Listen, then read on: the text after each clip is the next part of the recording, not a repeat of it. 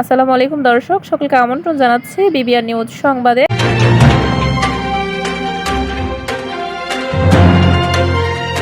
গাজীপুর শ্রীপুর থেকে ওসমান গনির পাঠানো তথ্যচিত্রে দেখুন বিস্তারিত।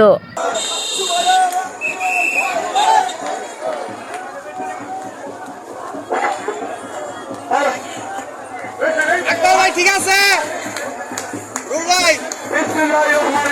দাদা দাদা ঠিক আছে দাদা